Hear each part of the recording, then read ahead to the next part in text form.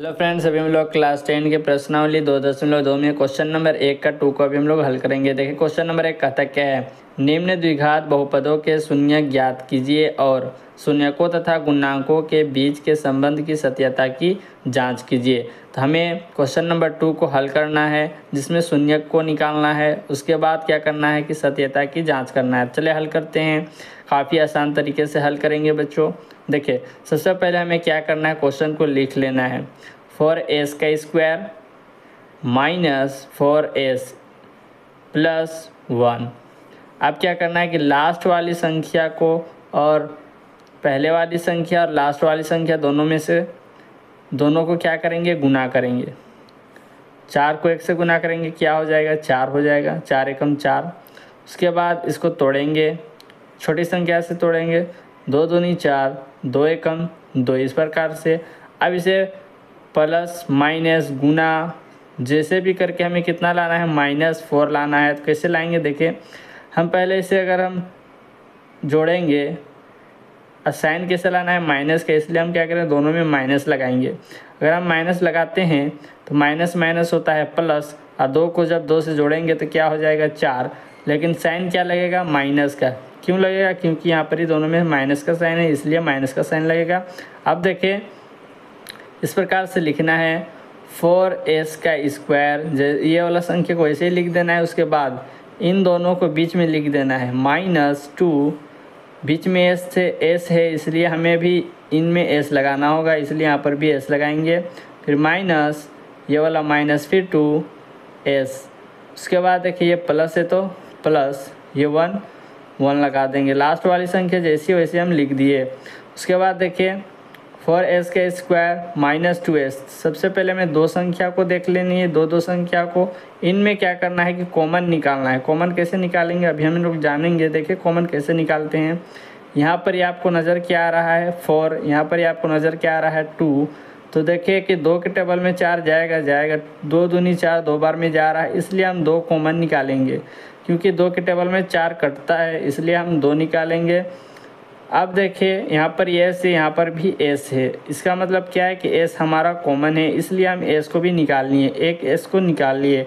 अब देखिए 2s, और फिर अगर हम यहाँ क्या करें कि ये आ जाए, तो 2s क्या करेंगे, यहाँ पर भी 2s लिख देंगे। क्योंकि जब हम इन दोनों को गुना करेंगे तो हमारा ये आ जाएगा, 2 के 2 दूनी 4 आ गया। s को s से गुना करेंगे, s का स्क्वायर आ गया, तो हमारा ये आ रहा है, इसलिए सही है। उसके बाद देखिए माइनस का साइन, यहाँ पर भी माइनस का साइन लगाएंगे। उसके बाद देखिए यहाँ पर 2s है, यहाँ पर भी क्या है, 2s है। तो हम क्या करेंगे, एक बार अगर हम पढ़ते हैं 2s, तो यहाँ पर ये हमारा आ रहा है 2s, इसलिए ये हो जाएगा इसका आंसर। अब देखिए माइनस है तो माइनस का साइन, ये कॉमन देखना है, इसमें क्या है कॉमन। यहाँ पर ही 2 है, यहाँ पर 1 है। 1 के टेबल में 2 आएगा, लेकिन यहाँ पर s है, यहाँ पर भी s नहीं है, इसलिए कॉमन हमारा क्या हो जाए, 1 हो जाएगा कॉमन। अब फिर एक स्मॉल सा ब्रैकेट लेना है। अब देखिए 1 के पहाड़ा में 2s लाना है, तो हमें यहाँ पर डायरेक्ट 2s लिख देंगे। क्योंकि 1 के पहाड़ा में अगर हम 2s पढ़ते तो ये हमारा 2s आ जाएगा। अब देखिए ये हमारे माइनस, यहाँ पर प्लस है, तो माइनस प्लस क्या होता है, माइनस, इसलिए यहाँ पर माइनस का साइन लगेगा। आप देखेंगे 1 के पहाड़ा में कई बार में आएगा, 1 बार में आएगा, इसलिए हम 1 लिख देंगे। क्योंकि 1 अरे क्या हो जाएगा, 1 हो जाएगा, या माइनस माइनस क्या होता है, प्लस, ये आ जाएगा। अब चलिए आपको क्या करना है, इसके बाद बाहर वाली संख्या इसे और इसे एक जगह लिखेंगे। 2s माइनस 1 इक्वल टू 0 कर देना है। आप शून्यक यहाँ हम निकाल रहे हैं, क्या, शून्यक, इसलिए सब में क्या लगाना है, शून्यक लगाते हुए जाएंगे। इस प्रकार से यहाँ पर हम शून्यक लगा चुके। फिर क्या करेंगे, हम तो बाहर वाली संख्या को लिख चुके, बाहर वाली संख्या को लिख देना है। उसके बाद दोनों में से किसी एक को, ब्रैकेट में जो है उसमें से, जैसे ये और ये, दोनों में से किसी एक को लिख देना है। 2s माइनस 1 इक्वल टू 0, इस प्रकार से लिख देना है। अब हल करना है। 2s इक्वल टू, ये माइनस में इधर क्या में आ जाएगा, प्लस में 1। अब देखिए s इक्वल टू 1, ये गुना में है, या क्या में आ जाएगा, बटा में आ जाएगा। अब इसे हल करते हैं। ये 2s है इक्वल टू, ये माइनस में इधर क्या में आ जाएगा, प्लस में 1। अब देखिए s इक्वल टू 1, ये गुना में ही क्या में आ जाएगा, बटे में आ जाएगा। तो इसे हम क्या मानेंगे, ये है हमारा शून्यक निकल के आया। इसे हम मान लेते हैं एक अल्फ़ा है, अल्फ़ा इक्वल टू 1/2 और बीटा इक्वल टू 1/2। इसे बीटा माने, इसे अल्फ़ा माने।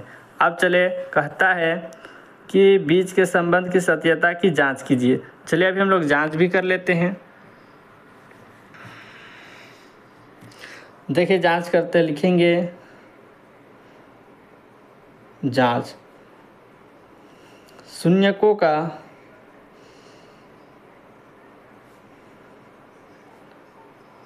का योग क्या होता है, अल्फ़ा प्लस बीटा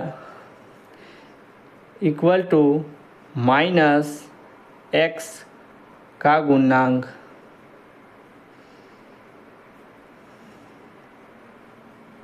बटे में x² का गुणांक।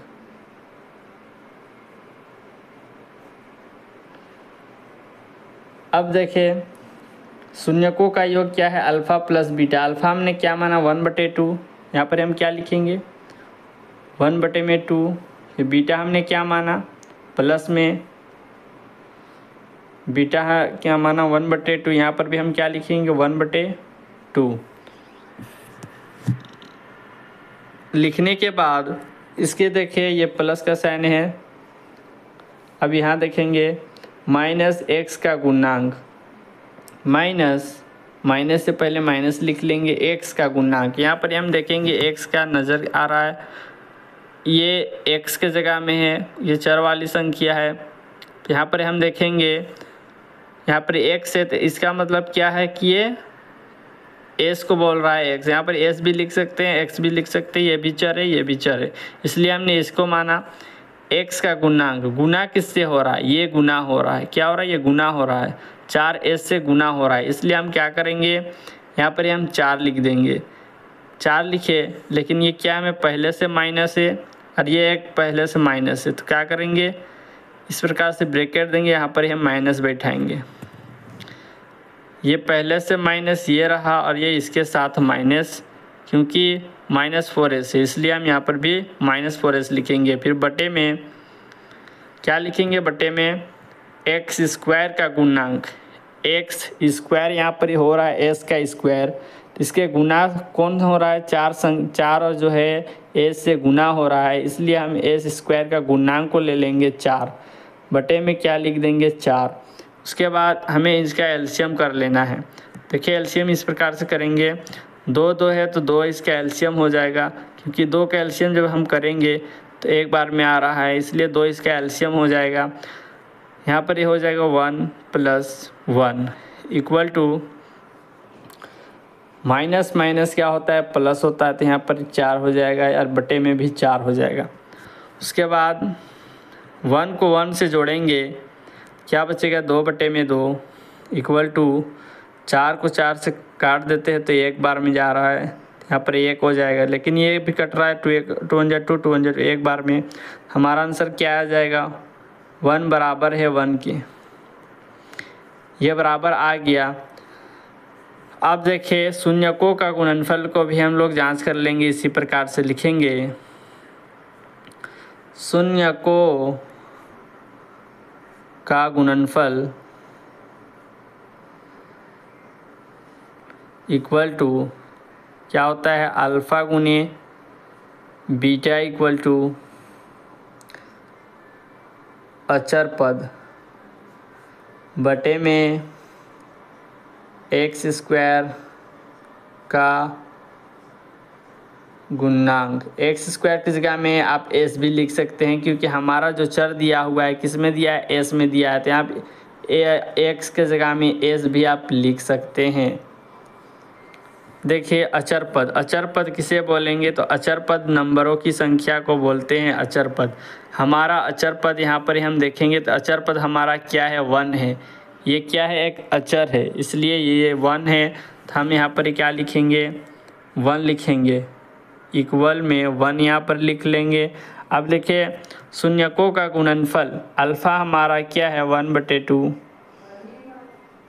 गुने बीटा हमारा क्या है 1/2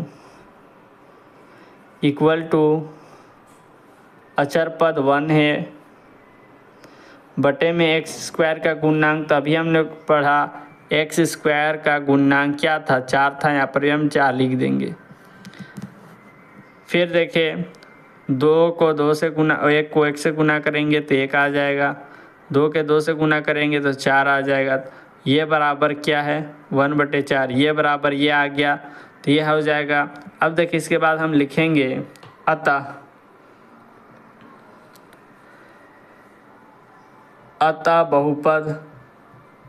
बहुपदों का योग तथा गुणांकों के बीच